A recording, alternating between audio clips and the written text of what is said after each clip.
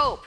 The Pope of the Catholic Church made some comments about Donald Trump. He didn't say his name specifically, but we all know he was referring to Trump's comments about building a wall between the United States and Mexico. And the Pope said that those who talk about building walls instead of building bridges are not Christian. That's a very serious statement.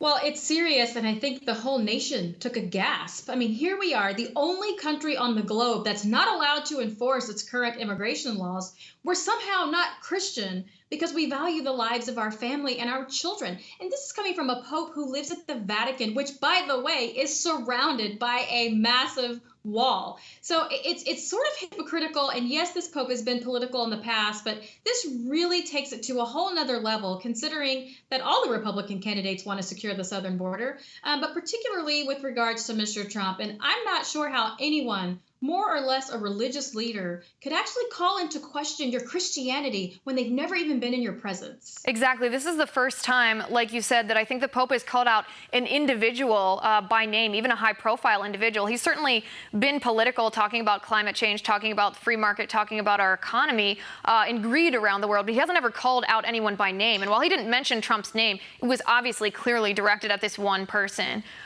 Let's move on a little bit to the controversy about Ted Cruz, between Ted Cruz and Donald Trump.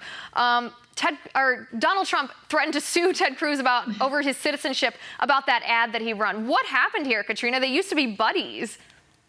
Well, I think what happened, and you've seen not even with just Donald Trump, but even with Marco Rubio, there's a ton of things that have come out of the Cruz campaign, from Iowa to New Hampshire all the way to South Carolina, that have been very questionable and have left a lot of people with a raised eyebrow on how the Cruz campaign is managing to run such a dishonest campaign here.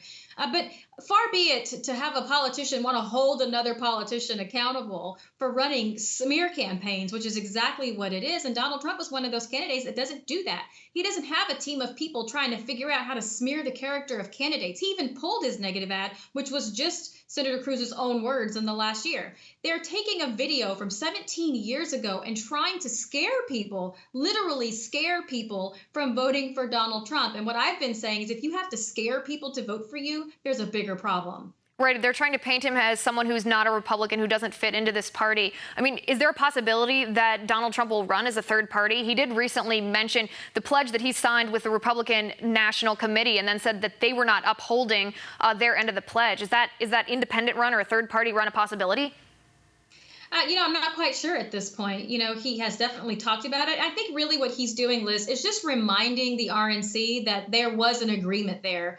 When we see the debates that get stacked with some of the donors and special interest, and we see some of the things that have been happening with regard to Donald Trump and not the other candidates. I mean, Marco Rubio was literally asked to answer any question he wanted to during the debate stage while Mr. Trump was being hammered by all sides. And so really, I think it's just a reminder to the voters who's on your side and who isn't. Right, and it's certainly a turnabout for a candidate to be putting the establishment in their place rather than the establishment putting a candidate in their place. And I think that's why the media gets so stirred up about it. Now,